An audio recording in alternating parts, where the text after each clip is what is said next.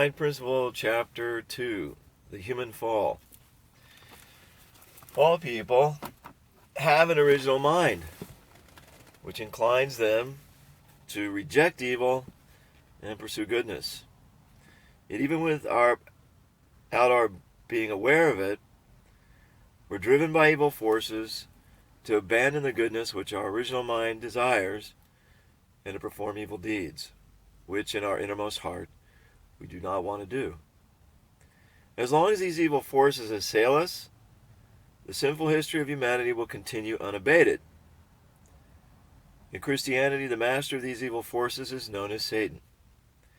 We've been utterly unable to liquidate the forces of Satan because we've not understood Satan's identity or how he came to exist. To extirpate evil or eliminate evil by its root, and thereby end the sinful history and usher in an era of goodness, we must first expose the motivation and origin of Satan and recognize the destruction he's wrought in human life. This explanation of the human fall will clarify these issues. Section 1. The root of sin. No one has known the root of sin, which lies deep within and ceaselessly drives people toward the way of evil. On the basis of the Bible, Christians have held to a vague belief that Adam and Eve's eating the fruit of the tree of the knowledge of good and evil was the root of sin. Some Christians believe that the fruit of the tree of the knowledge of good and evil was the fruit of an actual tree, while others believe that the fruit is a symbol, as much of the Bible is written in symbolic language. Let's consider the Bible's account of the human fall and its differing interpretations in order to arrive at a complete explanation. The tree of life and the tree of the knowledge of good and evil. Adam and Eve fell when they ate the fruit of the tree of the knowledge of good and evil. Many Christians to this day have thought that this was the fruit of an actual tree. But would God, a loving parent of humanity, make a fruit which would cause the fall to look so attractive? Would he place it where his children could reach it so easily? Furthermore, Jesus said, "It's not what goes into a mouth that defiles a man, but what comes out of the mouth. This defiles a man." How then can a food which one eats cause one to fall? Humankind is beset by the original sin, which has been inherited from our first ancestors. How can something one eats cause a sin which can be transmitted to one's descendants? The only way something can be inherited is by being passed down through the lineage. The temporary ill effects of eating something cannot be perpetuated through the long descent of lineage. There are those who believe that God made the fruit of the tree of the knowledge of good and evil and commanded Adam and Eve not to eat of it in order to test their obedience to him. We may ask, would the God of love test humans so mercilessly by a means that could cause their demise, their death? Adam and Eve knew they would die the moment they ate the fruit, for God told them so. Yet still they ate it.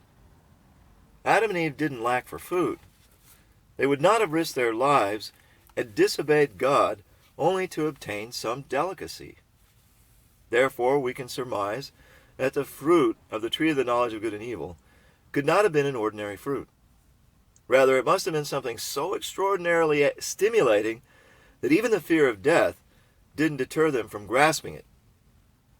If the fruit of the tree of the knowledge of good and evil was not a material fruit, then it must be a symbol which represents something else. Why should we stubbornly adhere to a literal interpretation of the fruit when so much of the Bible makes use of symbolism and metaphor? We would do well to abandon such a narrow and old-fashioned attitude of faith. To learn that what the fruit of the tree of the knowledge of good and evil represents, let's first investigate the tree of life, which stood next to the tree of the knowledge of good and evil in the Garden of Eden. When we grasp the meaning of the tree of life, then we can also understand the meaning of the tree of the knowledge of good and evil. The tree of life. According to the Bible, the hope of fallen people is to approach and attain the tree of life. Hope deferred makes the heart sick, but a desire fulfilled is a tree of life. Thus the Israelites of the Old Testament age looked to the tree of life as their hope. Likewise, the hope of all Christians from the time of Jesus until today has been to approach and partake of the tree of life. Blessed are those who wash their robes, that they may have the right to the tree of life, and that they may enter the city by its gates.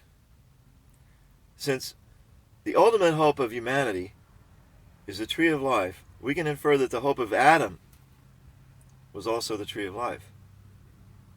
It's written that when Adam fell, God blocked his path to the tree of life by stationing cherubim with a flaming sword to guard it. From this, we can understand that Adam's hope before the fall was the tree of life. Adam was cast out of the Garden of Eden without having attained his hope, the tree of life. For fallen people ever since, the tree of life has remained a hope unfulfilled. What was the hope of Adam during the time he was immature and growing toward perfection? He must have hoped to become a man who would realize God's ideal of creation by growing to perfection without falling. The tree of life, in fact, symbolizes a man who has fully realized the ideal of creation. Perfected Adam must be this ideal man. The tree of life thus symbolizes perfected Adam. Had Adam not fallen, but attained the tree of life, all his descendants could also have attained the tree of life. They would have built the kingdom of heaven on earth. But Adam fell. God blocked his path to the tree with a flaming sword. Ever since, despite the best efforts of fallen people to restore the ideal of creation, the tree of life has remained an unattainable dream. Burdened by the original sin, fallen people cannot complete the ideal of creation and become trees of life by their own efforts alone. For this ideal to be achieved, a man who has completed the ideal of creation must come to the earth as a tree of life. All of humanity must then be engrafted with him and become one with him. Jesus was a man who came as this tree of life. The tree of life for which the faithful people of the Old Testament age longed was none other than Jesus. Ever since God blocked Adam's path to the tree of life by guarding it with the flaming sword, the tree could not be approached without first clearing the path. On the day of Pentecost, tongues of fire descended upon the saints, and they were filled with the Holy Spirit.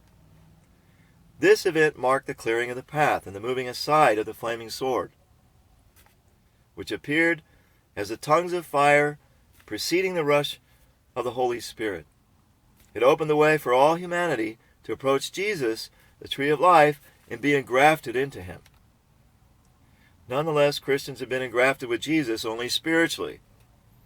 This is why the children of the most devout Christians, parents, they still inherit sin, which must be redeemed.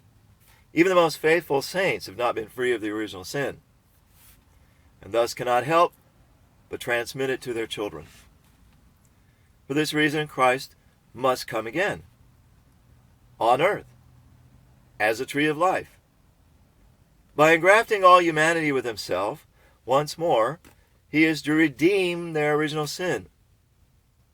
Christians thus impatiently await the tree of life, which in the book of Revelation symbolizes Christ at his second coming.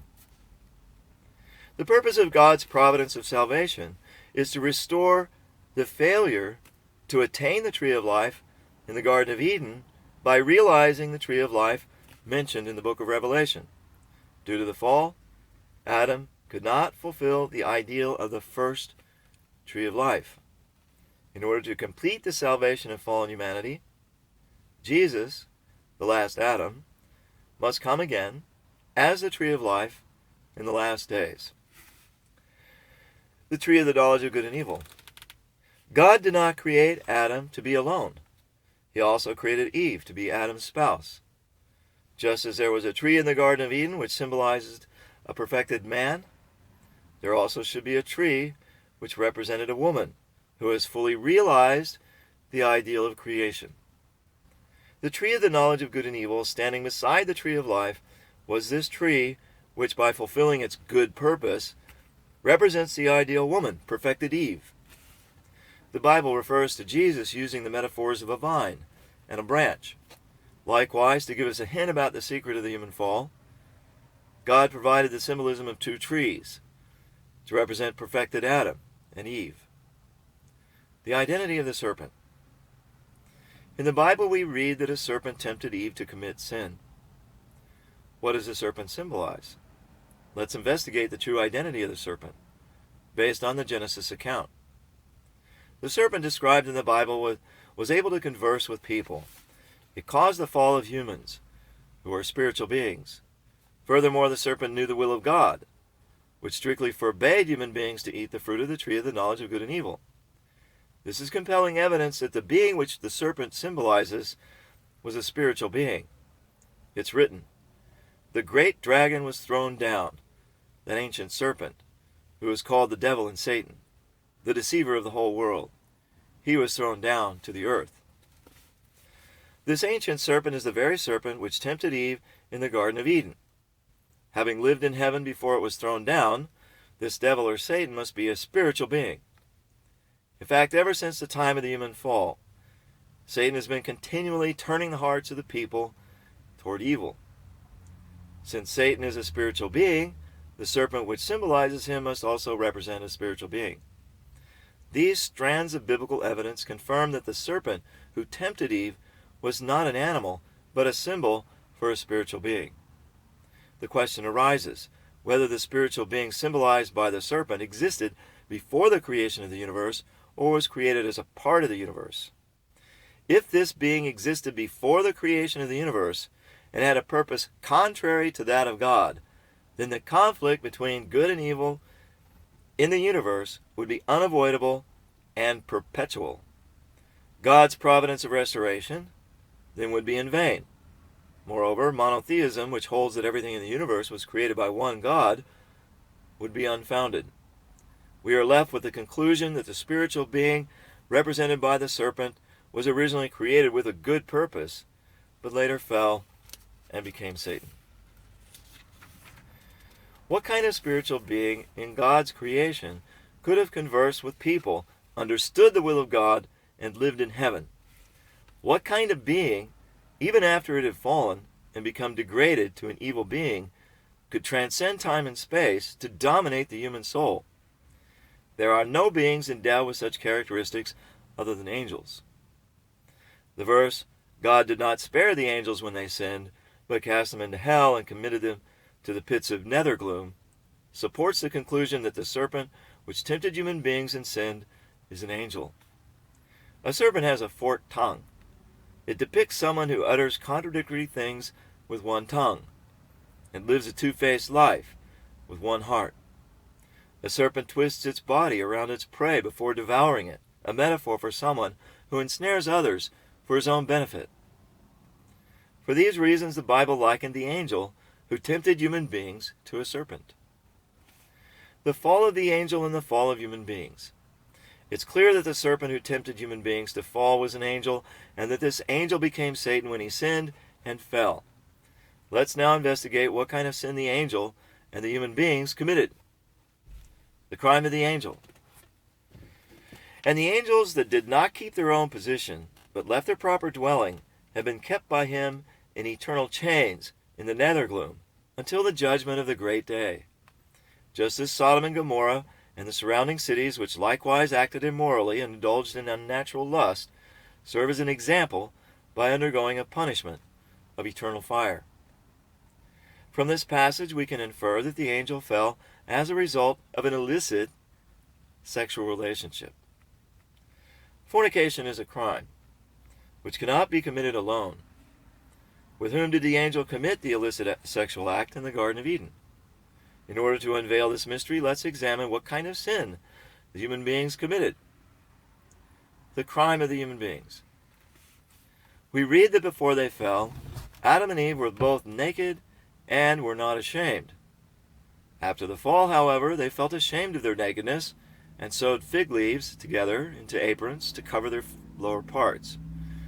If they committed a crime by eating some actual fruit of a tree, called the tree of the knowledge of good and evil, then they certainly would have covered their hands, or mouths instead. It's human nature to conceal one's faults. Thus, the act of covering their lower parts shows that these parts, and not their mouths, were the source of their shame. In Job 31:33, it's written, "If I have concealed my transgressions like Adam, by hiding my iniquity in my bosom." Adam concealed his lower parts after the fall. This indicates that his blemish was in his lower parts. Adam and Eve's sexual parts were the source of their shame because they were the instruments of their sinful deed. In the world before the human fall, what act would one be willing to carry out, even at the clear risk of one's life? It could be nothing else but the act of love. God's purpose of creation, described in the blessings, be fruitful and multiply, could be achieved only through love. Accordingly, from the viewpoint of God's purpose of creation, love should be the most precious and sacred act. But because the sexual act was the very cause of the fall, people often regard it with shame and even contempt. In conclusion, human beings fell through an act of illicit sexual intercourse. The illicit sexual act between the angel and the human beings. Thus far we've explained that the angel seduced human beings to fall, and that both the angel and the human beings fell due to illicit sexual love. Human beings and angels are the only spiritual beings in the universe who are capable of having love relationships. We can understand that the illicit sexual relationship must have involved the angel and human beings. Jesus said, "You're of your father the devil, and your will is to do your father's desires." Since the devil is identified as Satan, we can assert that human beings are descendants of Satan, the ancient serpent who tempted human beings. Through what circumstances did humanity become the descendants of the fallen angel Satan? There was an illicit sexual relationship between the angel and the first ancestors. As the fruit of that relationship, all humanity is of the lineage of Satan. When St. Paul wrote, "We ourselves who have the first fruits of the Spirit groan inwardly as we wait for adoption as sons, the redemption of our bodies."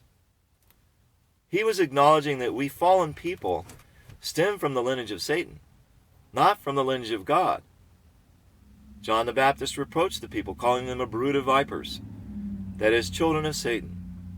Jesus said to the scribes and Pharisees, "You serpents, you brood of vipers, how are you to escape being sentenced to hell?" These verses affirm that we are the offspring of an illicit sexual relationship involving the angel and our first ancestors. This, in fact, lies at the heart of the human fall. The fruit of the tree of the knowledge of good and evil.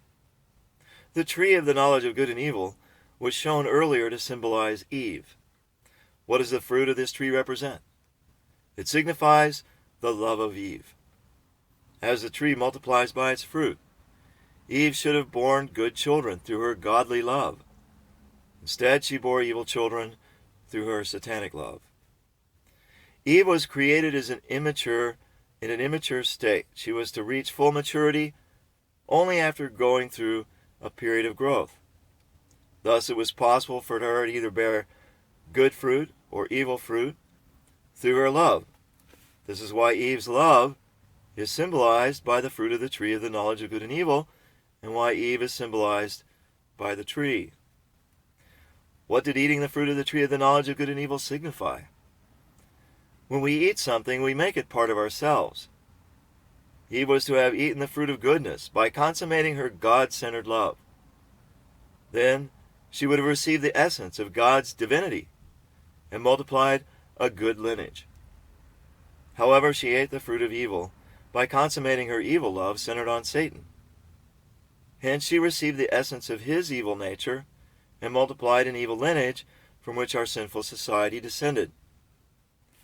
Accordingly, Eve's eating of the fruit of the tree of the knowledge of good and evil indicates that she consummated a satanic love relationship with the angel, which bound her in ties of blood to him.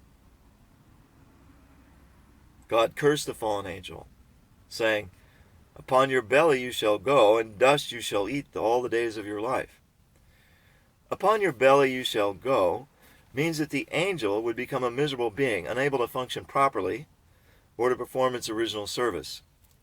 To eat dust means that ever since the angel was thrown down from heaven, he has been deprived of life elements from God.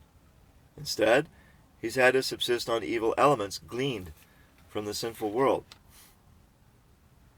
The root of sin. We have learned from the above illumination of the Bible that the root of sin was not that the first ancestors ate a fruit, but rather that they had an illicit sexual relationship with an angel, symbolized by a serpent. Consequently, they could not multiply God's good lineage, but instead multiplied Satan's evil lineage.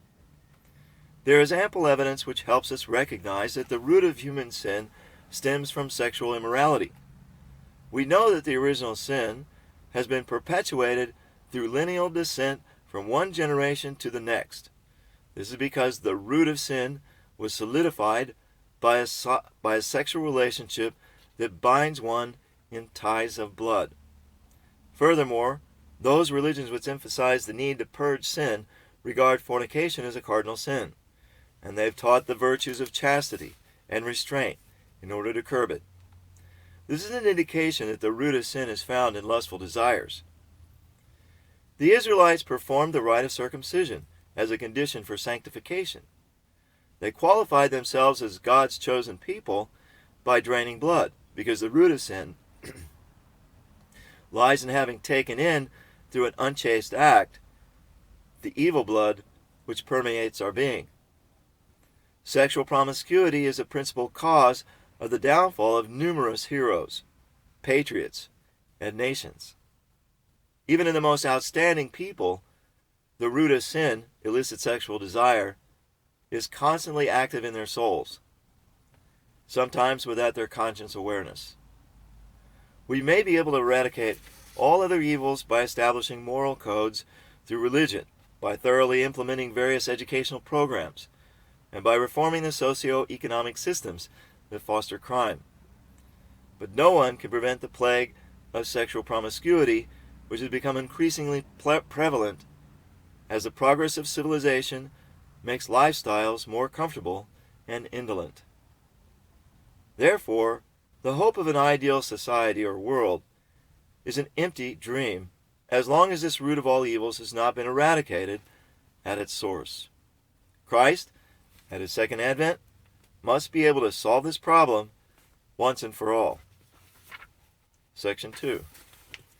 The motivation and process of the fall. The initial cause of the human fall lay within the angel, who, as we have seen, is symbolized by the serpent who tempted Eve. Therefore, before we can know the motivation and process of the fall, we must first learn about the angel. Angels, their missions, and their relationship with human beings. Like all beings, angels were created by God. God created them prior to any other creation. In the biblical account of the creation of heaven and earth, we find that God spoke in the plural, "Let us make man in our image, after our likeness." This is not because God was referring to himself as the Holy Trinity, as many theologians have interpreted the passage. Rather, he was speaking to the angels, whom he had created before human beings. God created angels to be his retainers, who would assist him in creating and sustaining the universe. In the Bible, we find many instances of angels working for the will of God. Angels conveyed to Abraham important words of God's blessing. An angel heralded the conception of Christ. An angel unchained Peter and led him out of prison and into the city. The angel who escorts John in the book of Revelation calls himself a servant. And in Hebrews, angels are referred to as ministering spirits. The Bible often portrays angels honoring and praising God. Let's investigate the relationship between human beings and angels from the perspective of the principle of creation.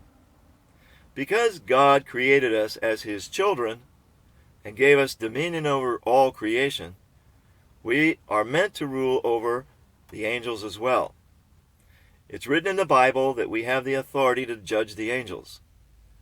Many who communicate with the spirit world have witnessed hosts of angels escorting the saints in paradise. These observations illustrate the fact that angels have the mission to minister to human beings. The spiritual fall and the physical fall. God created human beings with two components, the spirit self and the physical self. The human fall likewise took place in two dimensions, the spiritual and the physical. The fall which took place through the sexual relationship between the angel and Eve was a spiritual fall, while the fall which occurred through the sexual relationship between Eve and Adam was a physical fall. How can an act of passionate love be consummated between an angel and a human being? All the emotions and sensations felt between a person and a spirit are exactly the same as those felt during contact with two earthly people. Undoubtedly, a sexual union between an angel and a person is possible. We can understand this more clearly from the following evidence. There are reported cases of earthly people leading a married life with a spirit. In the Bible we have the account of an angel who wrestled with Jacob and put his thigh out of joint. 3 angels visited Abraham's family and ate a meal of veal, milk, and curds. Moreover, 2 angels visited the house of Lot and ate the unleavened bread he served them. When the townspeople saw the angels, they were excited with lecherous desires for them and surrounded Lot's house, shouting, "Where are the men who came to see you tonight? Bring them out to us, that we may know them." The spiritual fall. God created the angelic world and assigned Lucifer to the position of archangel. Lucifer was a channel of God's love to the angelic world, just as Abraham was a channel of God's blessing to the Israelites. In this position, he virtually monopolized the love of God. However, after God created human beings as his children, he loved them many more times than he'd ever loved Lucifer, whom he had created as his servant. In truth, God's love towards Lucifer didn't change. It was the same before and after the creation of human beings. Yet, when Lucifer saw that God loved Adam and Eve more than him, he felt as if there had been a decrease in love he received from God. This situation is similar to that in the biblical parable of the laborers in the vineyard. Although the laborers who had worked since morning received a fair wage, when they saw that those who came later and worked less received just as much, they felt underpaid. Lucifer, feeling as though he were receiving less love than he deserved, wanted to grasp the same central position in human society, as he enjoyed as a channel of God's love in the angelic world. This is why he seduced Eve, and this is the motivation of the spiritual fall. Everything in the universe is created to be governed by God through love. Thus, love is a source of life, the key to happiness, and the essence of the ideal to which all beings aspire. The more one receives love, the more beautiful one appears to others. When the angel, created as God's servant, beheld Eve, the daughter of God, it was only natural that she looked beautiful in his eyes.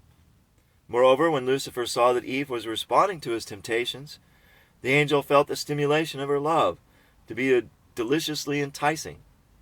At this point, Lucifer was seducing Eve with the mind to have her, regardless of the consequences.